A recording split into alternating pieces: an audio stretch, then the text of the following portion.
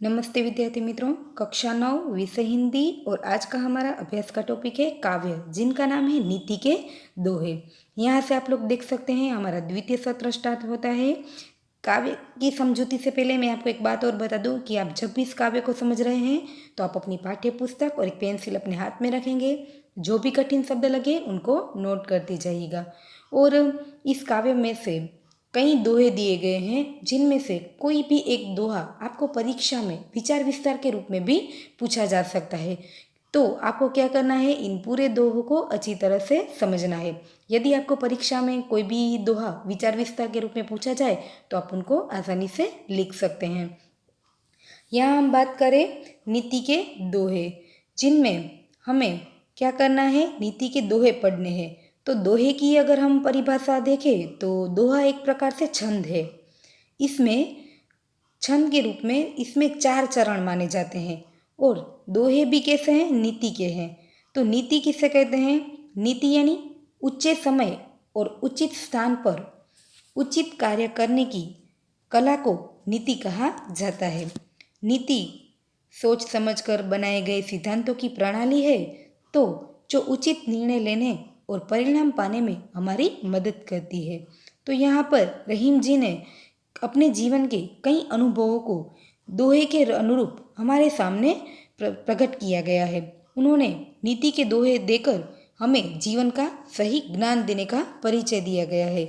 इनमें उनके जीवन के कई अनुभव छिपे हुए हैं, जो हमारे लिए हमारे जीवन में भविष्य में कहीं ना कहीं हमारे लिए उपयोगी होते हैं।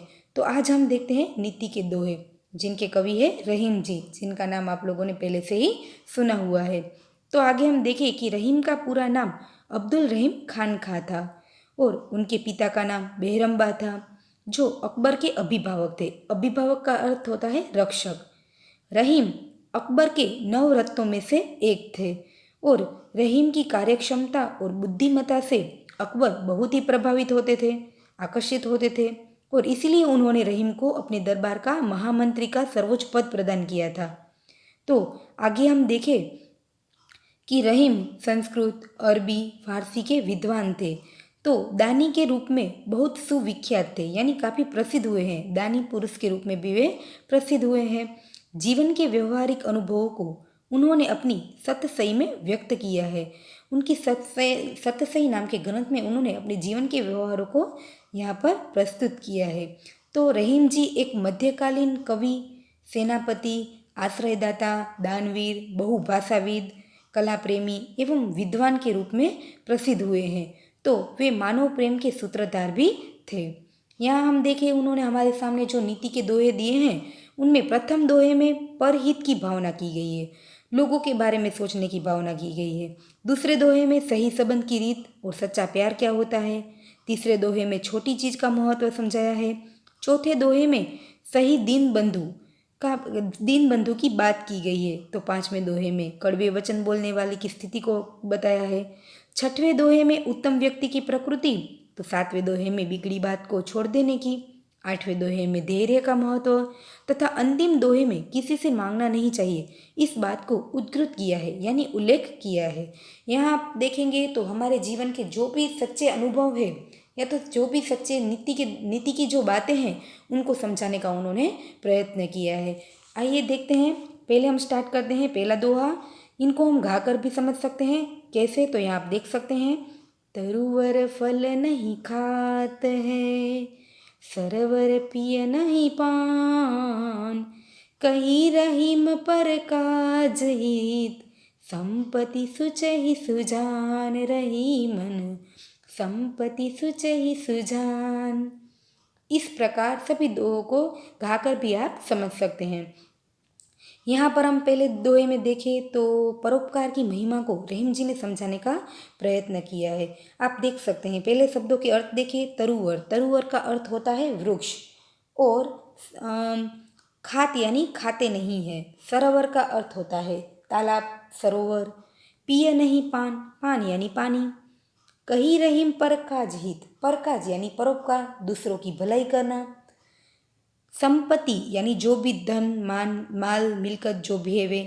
सुचहि यानी संग्रह करते हैं। सुजान, सुजान का अर्थ होता है सज्जन, बुद्धिमान ज्ञानी पुरुष जो होते हैं उन्हें हम क्या कहते हैं? सुजान कहते हैं। तरुवर का अर्थ होता है वृक्ष। तो यहाँ पर रहीम जी ने वृक्ष और सरोवर के उदाहरण द्वारा हमें एक बात समझाने का प्रयत्न किया है। सज्जन लोगों का यहाँ पर व्यवहार बताने का प्रयत्न किया है कि सज्जन लोग कैसे होते हैं, उनकी पहचान कराइए। वे कहते हैं कि वृक्ष को आपने देखा है, वे कभी अपने फल स्वयं खाता है? कभी हमने नहीं देखा है। सरोवर को आपने कभी उनका पानी पीते हुए देखा है? कभी हमने नहीं देखा है। तो रहीम जी कहते हैं कि जो सज्जन लोग होते हैं वे भी क्या करते हैं, जो भी धन संपत्ति है सिर्फ अपने उपयोग में नहीं लेते, वे दूसरों की भलाई करने में भी कभी कभी उनका प्रयोग करते हैं। तो रहीम जी ने इस दोहे में वृक्ष और सरोवर के उदाहरण द्वारा हमें बताया है कि वृक्ष अपने फल स्वयं नहीं खाते हैं, सरोवर अपना पानी स्वयं नहीं पीता है। रहीम जी कहते हैं कि हमें भी इनसे प्रेरणा लेनी चाहिए। अपनी जमा की गई जो धन संपत्ति का उपयोग हमें केवल अपने सुख के लिए नहीं, लेकिन उसका उपयोग दूसरों की भलाई के लिए भी करना चाहिए। इस छोटे से 2 पंक्ति के द्वारा हमें यहाँ पर बहुत ही बड़ा संदेश मिलता है। सज्जन लोगों का व्यवहार क्या होता है, सज्जन लोग कैसे होते हैं, यानी जो बुद्धिमान लोग होते हैं, जो परोपकारी पुरुष होते हैं, उनका परिचय हमें यहाँ पर वृक्ष और सरोवर के उदाहरण द्वारा समझाने का प्रयत्न किया है। यदि हम इनका पूरी तरह से भावार्थ देखें तो रहीम जी ने इस दोहे में वृक्ष और सरोवर के उदाहरण द्वारा समझाया है कि जिस प्रकार वृक्ष कभी अपना फल नहीं खाते, सरोवर जिस प्रकार अपना पानी नहीं पीते, उसी प्रकार हमें भी इनसे प्रेरणा लेनी चाहिए। हमें भी हमारी जमा की गई जो धन संपत्ति है उनका उपयोग सिर्फ हमारे लिए न करके हमें दूसरों की भलाई के लिए भी उनका प्रयोग करना चाहिए और लोगों की मदद करनी चाहिए। इसीलिए प्रथम दोहे में यहाँ पर परोपकार की भावना को समझाने का प्रयत्न किया गया है। पूरे के पूरे दोहे में हमें कोई ना कोई एक संदेश छिपा है जिनको यहाँ पर समझना है। दूसरा दोहा हम यदि देखें तो कही रहीम संपत्ति सगे, संपत्ति यानी धन संपत्ति जो भी होते हैं, सगे यानी सगे संबंधी बनना चाहते हैं। बनत बहुत बहुरीत, बनत यानी बनाते हैं, बहुरीत रीत यानी कई प्रकार से संबंध बनाने का प्रयत्न करते हैं। विपत्ति कसौटी जे कसे, विपत्ति यानी जब भी हमारे ऊपर समस्या आती है, आफत आती है, कोई मुसीबत आती है, तब जो अपनी कसौटी कसता है, ते ही साचे मित्र, ते यानी वो ही हमारा सच्चा मित्र होता है। इस दोहे से रहीम जी ने सच्चे मित्रता के महत्व को समझाने का प्रयत्न किया है। हमें हमारे जीवन में कैसे मित्रों को पसंद करना चाहिए, उनके बारे में हमें यहाँ पर एक संदेश दिया है कि आप जब भी देखेंगे हमारे पास जितना भी धन होगा, कई संपत्ति होगी, तो सभी लोग हमारे साथ किसी न किसी प्रकार से संबंध से जुड़ना चाहेंगे। रहीम जी कहते हैं कि जब मनुष्य के पास संपत्ति होती है तब लोग तरह तरह से उसके सगे बन जाते हैं, उससे कई प्रकार से रिश्ते जोड़ लेते हैं। लेकिन सच्चे मित्र तो वे होते हैं जो विपत्ति के समय हमारा साथ देते हैं। सुख के समय तो कई लोग हमारे साथ किसी भी प्रकार का संबंध जोड़ना चाहते हैं, परंतु यदि हम कोई मुसीबत में हैं और उस वक्त जो हमारा हाथ थामे बैठा होता है वही हमारा सच्चा मित्र कहलाता है। तो यहाँ पर सच्ची मित्रता क्या होती है, या तो हमें कैसे मित्रों बनाने चाहिए, कैसे मित्र बनाने चाहिए, इस बात को समझाने का इस दोहे में प्रयत्न किया गया है। यदि हम उदाहरण देखें तो कर्ण और दुर्योधन की मित्रता है, कृष्ण और सुदामा की मित्रता है। जो कोई भी हमारे संपत्ति होने की वजह से तो वे हमारे साथ किसी भी प्रकार का रिश्ता जोड़ना चाहते हैं, परंतु जब हम विपत्ति में हैं, यदि हम कोई समस्या में हैं, तब भी वो हमारा साथ ना छोड़े और जो हमारे साथ बने रहे वही हमारे सच्चे मित्र कहलाते हैं। सुख समय में तो जो भी हमारा साथ दे या ना दे, लेकिन जो दुख के समय में हमारे साथ पल भर हमारा साथ दे वही तो हमारा सच्चा मित्र कहलाता है। तो इस दोहे के द्वारा रहीम जी ने सच्ची मित्रता क्या होती है इस बात को समझाने का उन्होंने हमें क्या किया है, प्रयत्न किया गया है। आगे हम देखें तो रहीमन देखी बड़े न को, लघु न दीजिए दारी, जहाँ काम आवे सुई कहाँ करे तरवारी। तो आप लोगों ने शायद ये दोहा सुना ही होगा। देखी बड़े न को, देखी यानी देखकर बड़े लोगों को, लघु न दीजिए दारी, लघु का अर्थ होता है छोटा, न दीजिए दारी, दारी यानी नहीं छोड़ना चाहिए। जहाँ काम आवे सुई, सुई के बारे में आप लोग जानते हैं कितनी छोटी होती है लेकिन उनका काम कितना बड़ा होता है। कहाँ करे तरवारी, तरवारी का अर्थ होता है तलवार। तो यहाँ पर रहीम जी ने हमें किस बात को समझाने का प्रयत्न किया है, छोटे और बड़े दोनों हमारे लिए एक समान होने चाहिए। जो काम छोटे कर सकते हैं कभी कभी वे बड़े भी नहीं कर पाते हैं, जो काम छोटे छोटे लोग कर जाते हैं वे कभी कभी बड़ी कंपनियां भी नहीं कर पाती है।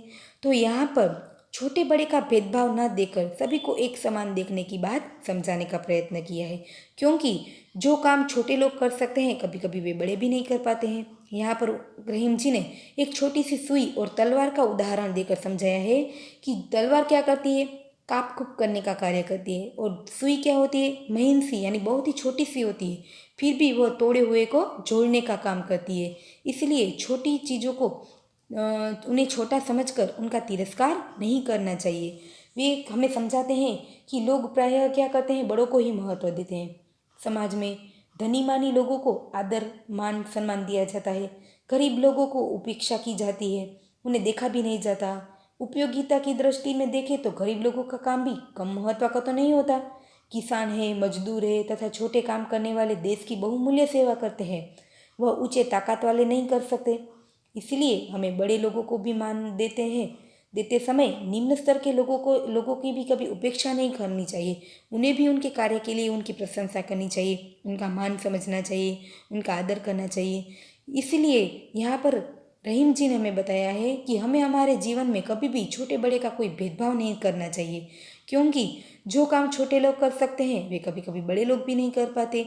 इसलिए हमारी दृष्टि से छोटे और बड़े दोनों का महत्व एक समान होना चाहिए। हमें किसी को छोटे बड़े कहकर या तो छोटा या उन्हें छोटा समझकर उनका तिरस्कार नहीं करना चाहिए। जो मान हम बड़े लोगों को देते हैं वही मान और सम्मान हमें छोटे लोगों को भी देना चाहिए। इसीलिए रहीम जी ने सुई और तलवार के द्वारा हमें छोटे बड़े का भेद न करके कौन सी बात को समझाने का प्रयत्न किया गया है, दोनों को एक समान समझाने का प्रयत्न किया है, क्योंकि सुई का काम कभी तलवार नहीं कर सकती है। जो तलवार एक दूसरे को काटने का कार्य करती है, तो एक छोटी सी सुई उन्हें जोड़ने का भी काम करती है। इसलिए छोटे की कभी तिरस्कार नहीं करना चाहिए। आगे हम देखें दूसरा दोहा, तो दीन सबन को लखत है। यहाँ पर आप देख सकते हैं दीन का अर्थ होता है गरीब। क्या होगा, दीन का अर्थ यहाँ पर होगा गरीब। दीन सबन को यानी सभी को, लखत है यानी देखते हैं। दीन ही लखे न कोई, दीन ही यानी गरीब को, लखे न कोई, कोई यानी कोई भी, लखे न कोई देखता नहीं है। क्या कहा उन्होंने, दीन यानी गरीब, दीन सबन को लखत है। दीन जो यहाँ दीर्घई है इसलिए उनका अर्थ क्या होगा, गरीब। दीन सबन को लखत है, दीन ही लखे न कोई, जो रहीम दीन ही लखे, दीन बंधु सम होए। दीन बंधु का अर्थ क्या होगा, यहाँ पर यह शब्द समूह के लिए प्रयोग किया गया है। दीन बंधु यानी गरीबों के जो बंधु होते हैं, गरीबों के जो मित्र होते हैं, उन्हें हम क्या कहते हैं, दीन बंधु कहते हैं। एक रीत से यहाँ पर देखें तो दीन बंधु का अर्थ होता है भगवान।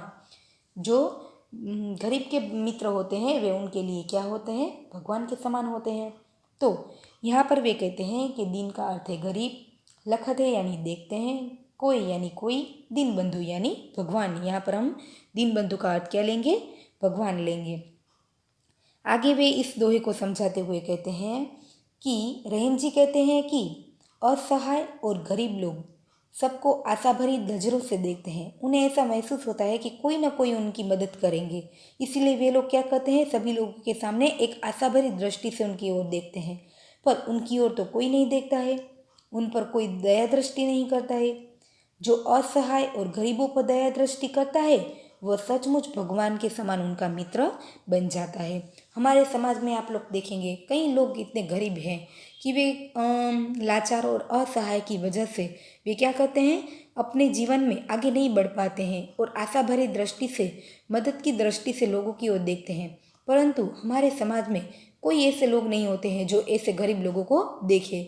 परंतु रहीम जी कहते हैं कि जो भी ऐसे लोगों को देखते हैं या तो उनकी जरा से भी मदद करते हैं, तो वे लोग उनके लिए, उन गरीबों लोगों के लिए वे भगवान के समान उनके मित्र बन जाते हैं।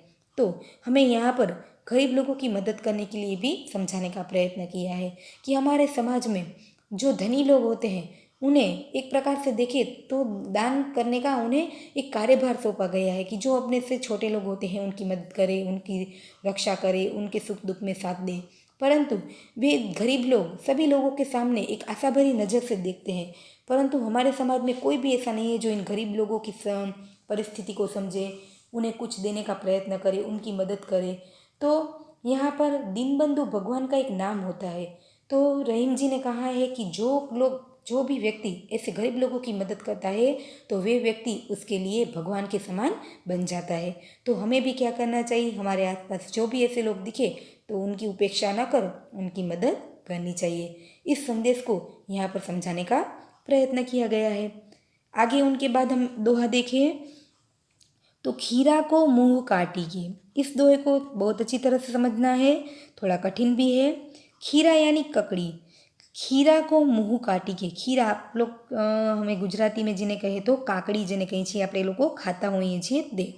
खीरा को मुंह काटी के मलियत नोन लगाए। नोन का अर्थ होता है नमक। खीरा को मुंह काटी के यानी काट कर, मलियत यानी लगाना, मिलाना, नोन यानी नमक। रहीमन करुए मुखन की, करुए यानी कड़वे मुख वाले की, चाहिए यही सजा है, उन्हें यही सजा देनी चाहिए। यहाँ पर रहीम जी ने हमें क्या समझाया है? खीरा का अर्थ आप लोगों ने सुना। खीरा एक तरह से ककड़ी होती है, मलियत यानी मलत है, उनमें लगाना है, नोन यानी नमक, करुए यानी कड़वे, सजाए यानी उन्हें सजा देनी है। तो रहीम जी ने यहाँ पर क्या समझाने का प्रयत्न किया है कि खीरा को खाने से पहले क्या करते हैं, उसका सिर यानी ऊपरी भाग जो होता है वो हम काट देते हैं। क्यों? क्योंकि उनमें थोड़ा सा कड़वापन होता है, इसलिए हम लोग क्या करते हैं, खीरा खाते समय उनके ऊपरी भाग को काट देते हैं और अलग कर देते हैं। फिर उसके कटे भाग पर नमक मलाना चाहिए, क्योंकि ऐसा करने से जो उनका कड़वापन है वह क्या होता है, दूर हो जाता है। रहीम जी कहते हैं कि कड़वे मुख वालों को यही सज़ा मिलनी चाहिए, इस अपराध का यही दंड है। यहाँ पर रहीम जी ने एक वाणी के महत्व को भी समझाया है। आप सभी लोग देख सकते हैं कि जो मनुष्य ही एक ऐसा है जिन्हें बोलने का क्या मिला है, वरदान मिला है, वाणी का वरदान मिला है। तो कभी कभी हमारे समाज में कई ऐसे लोग होते हैं जो कड़वे वचन बोलते हैं, जिनकी वजह से कई लोगों को क्या होता है, अपमान होने का अनुभव होता है, दुख पहुंचता है। तो रहीम जी कहते हैं कि जिन्हें इतना अच्छा वाणी का वरदान मिला है, ऐसे वाणी का सही प्रयोग न करके जो कड़वे वचन बोलते हैं उनको हमें कैसी सज़ा देनी चाहिए। जिस प्रकार खीरा खाते समय उनके कड़वे भाग को हम दूर करके उन पर नमक लगाते हैं ताकि उनका कड़वापन दूर हो जाए, तो ऐसे कड़वे वचन बोलने वाले को भी हमें ऐसी ही सज़ा देनी चाहिए। इसलिए वे कहते हैं कि ककड़ी के फल में कड़वापन होता है। कुछ लोगों की जबान भी कड़वी होती है, वे हमेशा कड़वे बोल ही बोलते रहते हैं। वे यही नहीं सोचते कि उनकी कड़वी वाणी सुनने वालों को कितनी चोट पहुँचती है। ऐसे लोगों का मुंह ककड़ी के मुंह के समान होता है। कटु वाणी बोलकर दूसरे के दिल को चोट पहुंचाना अपराध होता है, इसलिए ककड़ी का मुंह काटकर उस पर नमक लगाने जैसी सज़ा ककड़ी को दी जाती है। वैसी ही सज़ा इन ककड़ी जबान वाले को भी देनी चाहिए, ताकि वे कभी भी ऐसी कड़वे वचन बोलने का वह प्रयास ही ना करें और उसे सुनने वाले को कभी कोई दुख ही ना पहुँचे। तो यहाँ पर रहीम जी ने वाणी के महत्व को समझाया है कि यदि हमें कुदरत से इतना अच्छा वरदान मिला है तो क्यों हम इतने कटु वचन बोलें और सामने वाले को दुख पहुँचाए। यदि हमें कोई कार्य करना ही है तो सामने वाले के चेहरे पर कभी खुशियाँ ला सके ऐसा कार्य करना चाहिए, ऐसे वचन बोलने चाहिए। इसलिए ककड़ी के उदाहरण द्वारा रहीम जी ने हमें समझाया है कि ऐसे कड़वे वचन बोलने वाले को ऐसी ही सज़ा मिलनी चाहिए, उन्हें ऐसे ही दंड देना चाहिए, ताकि वे कभी ऐसा दोबारा प्रयास ना करें। आगे हम देखेंगे उनके बाद का जो दोहा है, जो रहीम उत्तम प्रकृति का करी सकत कुसंग। जो रहीम उत्तम प्रकृति, उत्तम यानी श्रेष्ठ, प्रकृति यानी स्वभाव। यहाँ पर प्रकृति के दो अर्थ होते हैं, जो हम नेचुरल जो भी दृश्य देखते हैं वे, और दूसरा होता है मनुष्य का स्वभाव। प्रकृति का दूसरा अर्थ भी होता है मनुष्य का स्वभाव। तो रहीम जी कहते हैं कि जो उत्तम स्वभाव का है, का करी सकत कुसंग। सकत यानी क्या कर सकता है, कुसंग यानी बुरी संग वाले, संग यानी हमारे साथ रहने वाले, और कुसंग यानी बुरी संगत वाले। चंदन विष व्यापत नहीं, चंदन का नाम आप लोगों ने सुना होगा। चंदन की जो लकड़ी होती है वह बहुत ही कीमती होती है, और उनकी एक विशेषता यह है कि वह बहुत ही शीतल होने की वजह से उनके ऊपर जहरीले सांप लिपटे रहते हैं। तो यहाँ पर वे कहते हैं कि चंदन विष व्यापत नहीं, लपटे रहत भुजंग। भुजंग का अर्थ होता है सांप, और लपटे रहत यानी उनके ऊपर सांप लिपटे रहते हैं। आप लोगों ने चंदन का नाम सुना होगा। चंदन का पेड़ काफ़ी कीमती होता है, उनकी लकड़ी काफ़ी कीमती होती है और कहा जाता है कि चंदन का जो पेड़ होता है वह काफ़ी शीतल होता है। इसलिए जो जहरीले सांप होते हैं वे चंदन के सांप पर लिपटे रहते हैं ताकि उनकी जो जहरीली विषमता है उनसे उन्हें राहत मिल सके, उनकी चंदन की शीतलता से उन्हें राहत मिल सके। तो यहाँ पर रहीम जी ने हमें इस दोहे से सही संगत का महत्व समझाया है। हमारे जीवन में सच्चे मित्रों की संगत बहुत ज़रूरी होती है। हम जैसे लोगों का संगत करते हैं वैसे ही संस्कार हमारे ऊपर पड़ते हैं।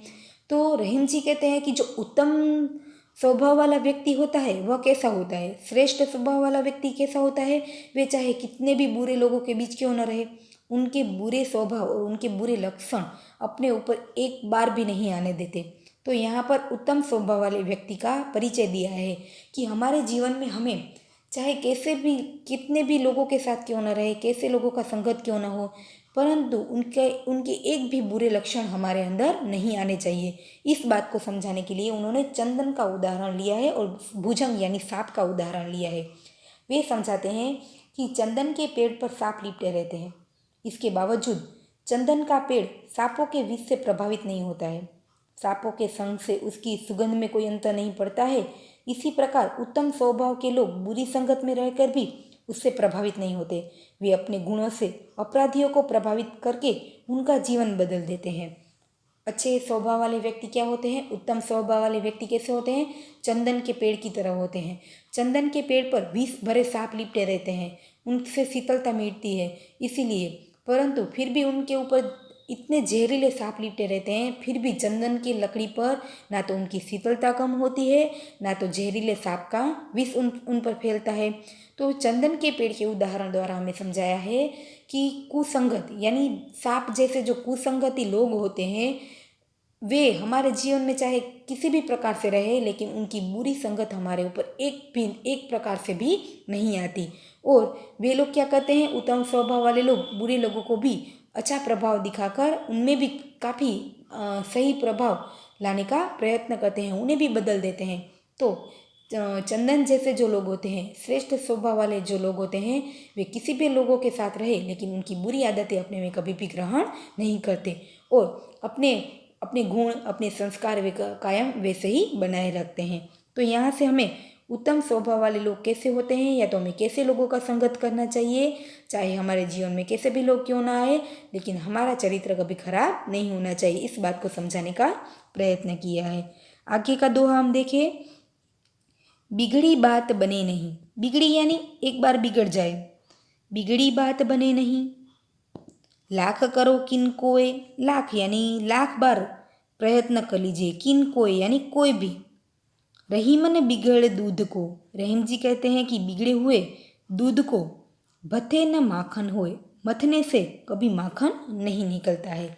बिगड़ी यानी एक बार जो बात बिगड़ जाती है तो लाख करे किन कोय, लाख प्रयत्न करने पर जो भी वे कोई भी व्यक्ति उन्हें लाख प्रयत्न करने पर सुधारने का प्रयत्न करे फिर भी वे बात पहले जैसी नहीं बनती है। इस बात को समझाने के लिए उन्होंने बिगड़े हुए दूध का उदाहरण दिया है कि यदि एक बार जो दूध फट जाए बिगड़ जाए तो उनमें से मक्खन निकालने की जो शक्ति है वह समाप्त हो जाती है। तो रहीम जी बताते हैं कि यदि एक बार जो कोई बात बिगड़ जाए, एक बार जो कोई संबंध बिगड़ जाए तो आप उन्हें किसी भी प्रकार से सुधारने का प्रयत्न करेंगे फिर भी उनमें पहले जैसी कोई मिठास और पहले जैसा जो विश्वास है वो आपको नहीं दिया जाएगा।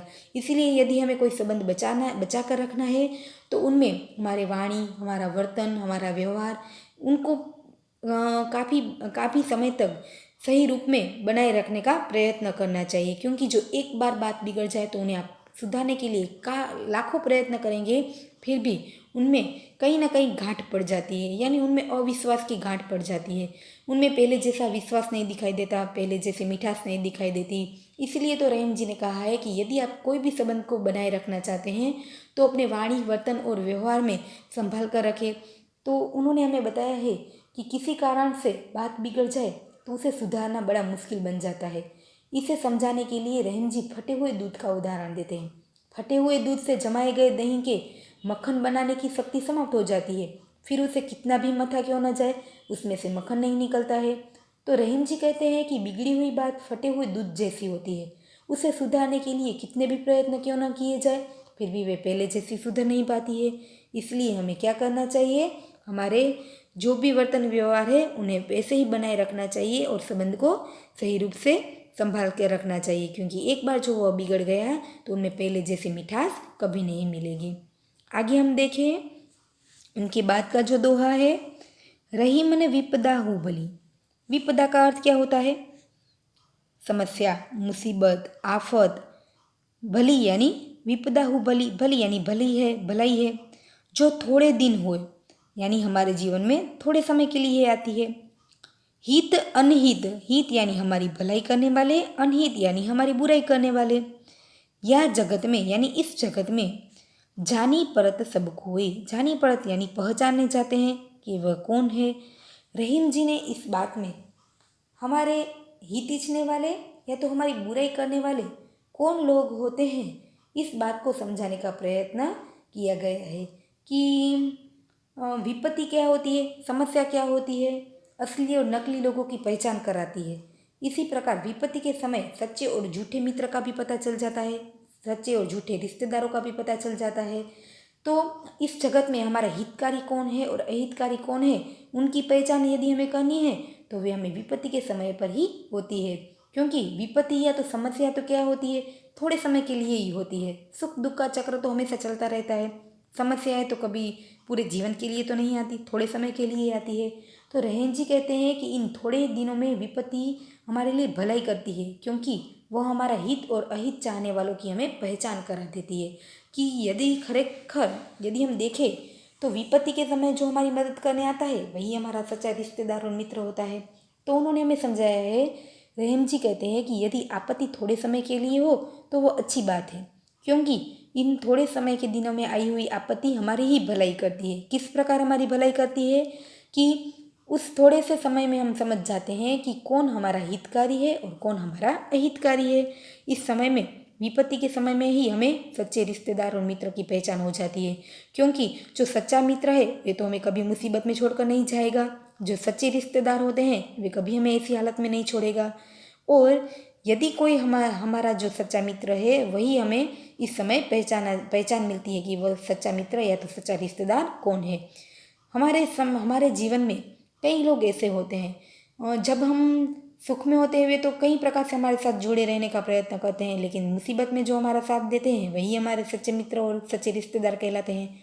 इसलिए कभी कभी ऐसी मुसीबत हमारे जीवन में आना जरूरी होता है, क्योंकि ऐसे समय में ही हमें अहितकारी और हितकारी लोगों की क्या होती है, पहचान होती है। इसलिए रहीम जी ने कहा है कि हे मनुष्य, आपके जीवन में कभी भी कोई भी समस्या आए तो आप घबराओ मत, क्योंकि आपको ऐसे ही समय में सच्चा मित्र और सच्चे संबंधी कौन होते हैं उनकी पहचान होती है। आगे का दोहा हम देखें तो शायद आप लोग पहले भी ये दोहा समझ चुके हैं 8वीं कक्षा में। रही मन वे नर, नर का अर्थ होता है मनुष्य, मर चुके हैं। जे कहूँ मांगन जाई यानी दूसरों से कुछ न कुछ मांगने चले जाते हैं। रहीम जी कहते हैं कि हमारे समाज में ऐसे लोग होते हैं जिनके पास बहुत कुछ संपत्ति होती है, फिर भी वे लोग क्या करते हैं, उनकी एक प्रकार से आदत बन जाती है, कहीं ना कहीं लोगों से कुछ ना कुछ मांगने की आदत बन जाती है। तो वे लोग कैसे होते हैं, वे मनुष्य कैसे होते हैं, मरे हुए होते हैं।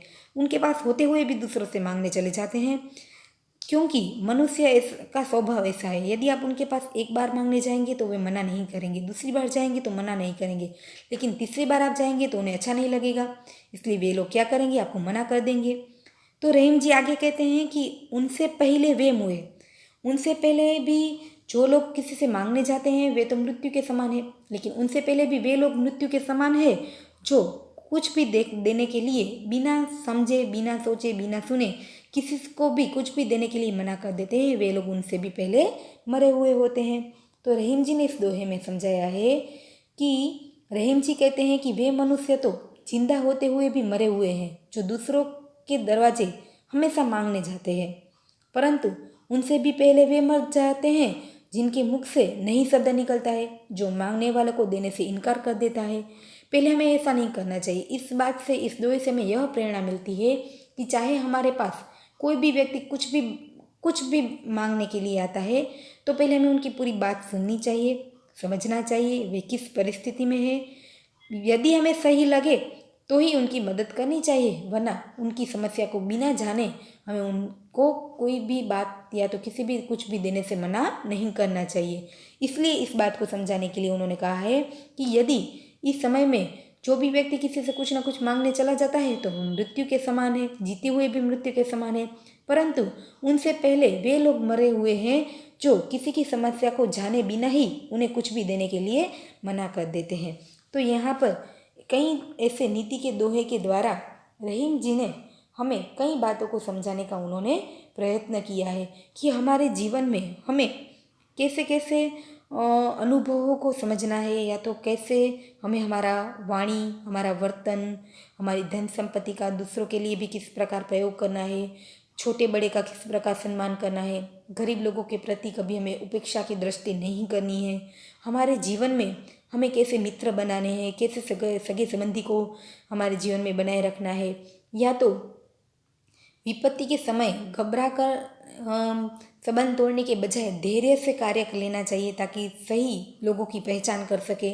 ऐसे कई नीति की जो बातें हैं वे उन्होंने इस दोहे के द्वारा हमें समझाने का प्रयत्न किया है। आशा है कि आप लोगों को ये सारे दोहे समझ में आ गए होंगे।